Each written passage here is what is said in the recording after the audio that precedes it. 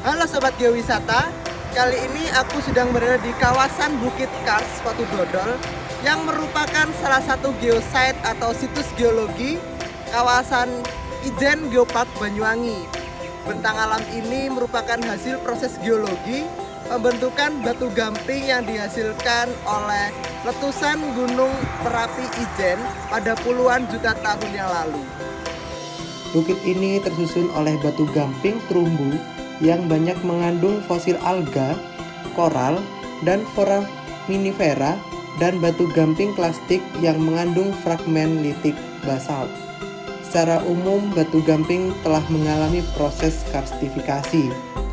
Pembentukan batu gamping ini diperkirakan masih mendapatkan pengaruh dari produk vulkanik kompleks gunung api 25 juta tahun lalu sehingga dijumpai hyaloklastit dan hidroklas yang cukup melimpah pada lava yang terdapat di bagian atas batu gamping.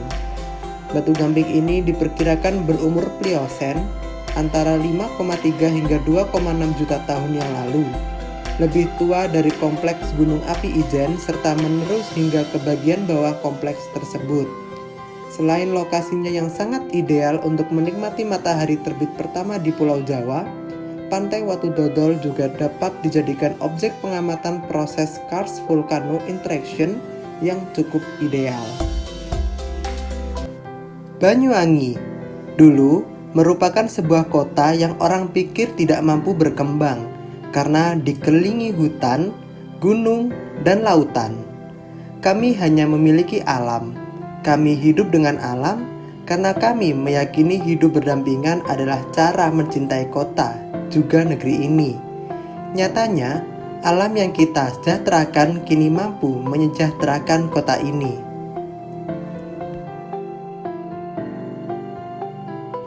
Inilah Kawah Ijen, sebuah kawah aktif yang bisa menghasilkan fenomena api biru yang hanya ada satu di dunia. Sulfur yang bereaksi dengan oksigen pada temperatur 300 derajat menciptakan keindahan api biru.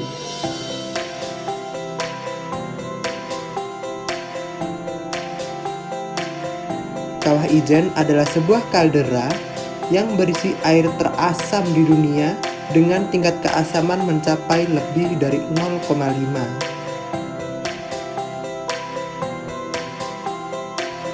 Ini adalah Pulau Merah, bagian sejarah panjang perjalanan gunung api purba yang menciptakan jajaran pegunungan di sepanjang pantai selatan dari Bogor hingga ke Nusa Tenggara Barat.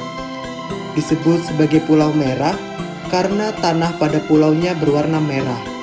Batuan di sana memiliki kandungan mineral yang mengandung unsur besi cukup tinggi yang kemudian terjadi proses korosi.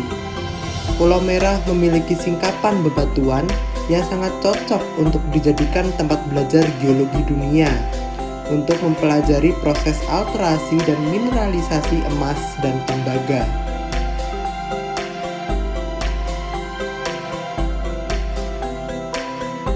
Taman Nasional Alas Purwo, bukti perjalanan panjang terangkatnya laut dangkal yang sekarang menjadi habitat ribuan flora dan fauna. Formasi geologi pembentukan kawasan Taman Nasional Alas Purwo berumur lebih dari 30 juta tahun silam. Tidak kurang dari 44 goa berada di kawasan ini. Ini merupakan bentukan laut dangkal yang mengalami proses geologi. Di Taman Nasional Alas Purwo terdapat savana dengan luas 75 hektar. Tidak hanya hutan, Alas Purwo juga memiliki garis pantai yang indah. Menurut UNESCO, Geopark adalah sebuah kawasan yang memiliki unsur-unsur geologi terkemuka atau outstanding, termasuk nilai arkeologi, biologi, dan budaya yang ada di dalamnya, di mana masyarakat setempat diajak berperan serta untuk melindungi dan meningkatkan fungsi warisan alam. Di Indonesia sendiri saat ini terdapat 14 geopark dengan status geopark nasional serta 6 geopark dengan status UNESCO Global Geopark yang tersebar hampir di seluruh pulau di Indonesia. Geopark Nasional Ijen mengacu pada dasar keputusan Komite Nasional Geopark Indonesia yang menetapkannya menjadi Geopark Nasional pada 30 November 2018. Berdasarkan batas administrasi, Geopark Nasional Ijen terletak di 2 wilayah kabupaten, yaitu Kabupaten Banyuwangi dan sebagian wilayah Kabupaten Bondowoso, Provinsi Jawa Timur.